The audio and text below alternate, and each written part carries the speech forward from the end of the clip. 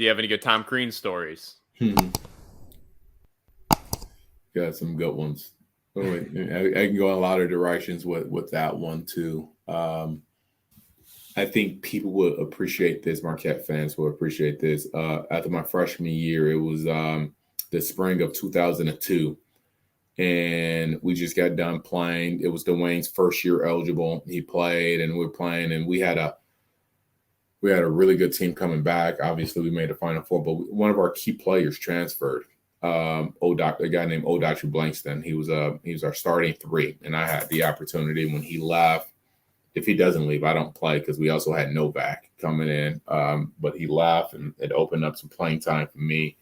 But at this point, he wasn't playing, and this is where I think people will really appreciate Tom and like where Marquette is now. Our offices was on Wisconsin Avenue in a small administrative building, 1212, and a bunch of guys, like 3 guys, had to go to a play.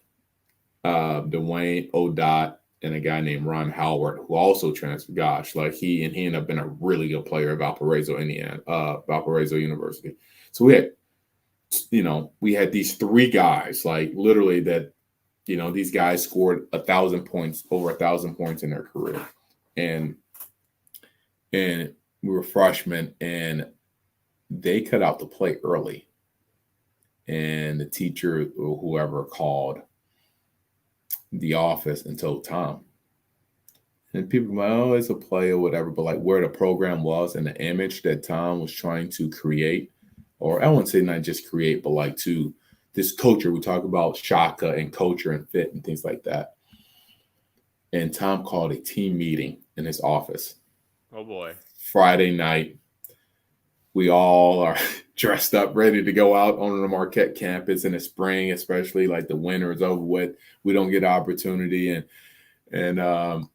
it was hilarious and it was scary at the same time. And Crean found out, calls the team meeting, and he's these 3 guys that cut out in class, and then Crean just laid into everyone. He goes, and this is where, we talk about like sarcasm and things of that nature. And like Odot specifically, again, he's about to go into his 3rd year. He started his first 2 years. He came in with Dwyane. We were AAU teammates. He ended up transferring to go to UNLV and led the country in double-doubles literally 2 years later. This is how special Odot was.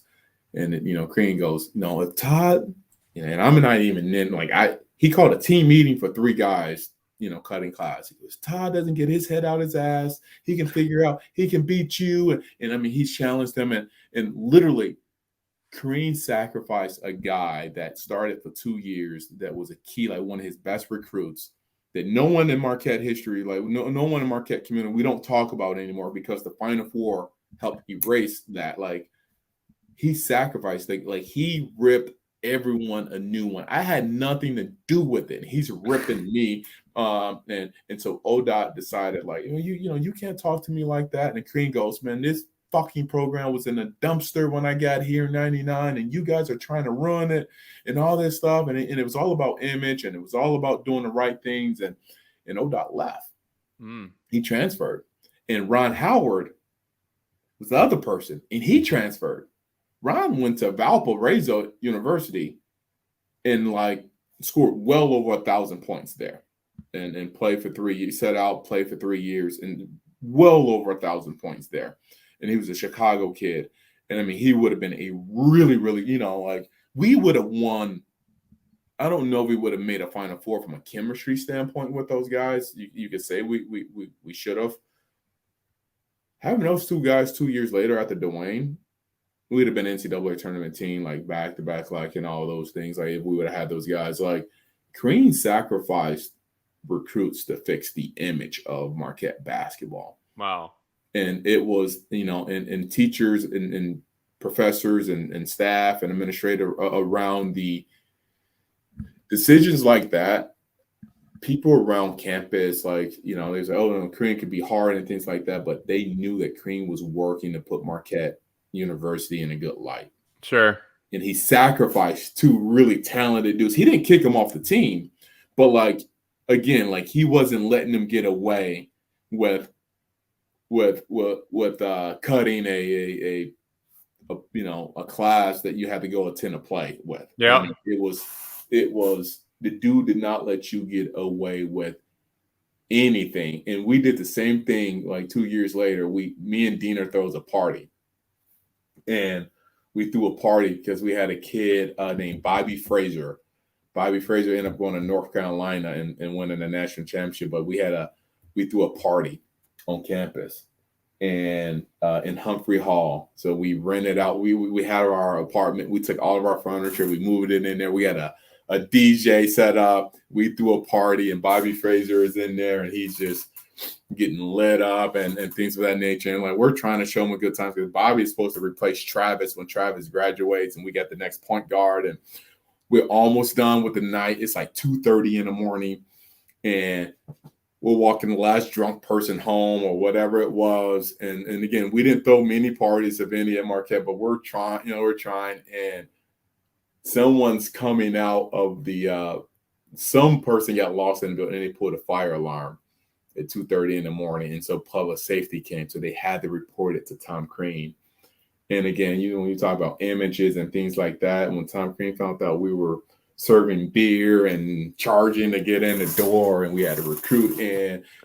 Diener had he just recovered from a broken foot, and Crean had him and I up in the gym at like 2:00 in the morning, running like on a treadmill. And again, Travis just recovered because again, it was like, and we didn't even get the kid.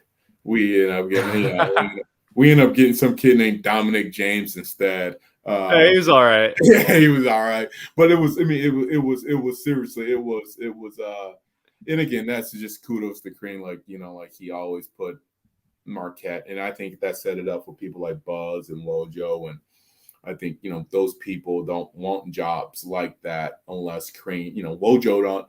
You can say whatever you want to. Like he didn't have to leave Duke. Like I think the Marquette job got became more attractive. You get into Big East, more buildings are getting built. The attendance, the applications go up. Marquette used to be I don't know how many students go to Marquette now, but I think at the time we were there, it was like slightly under 7,000 and whatever it is now. I mean, obviously you want to keep that smaller profile, school, but all those things, those decisions that he made had much to do with it, had much to do with it with winning basketball games.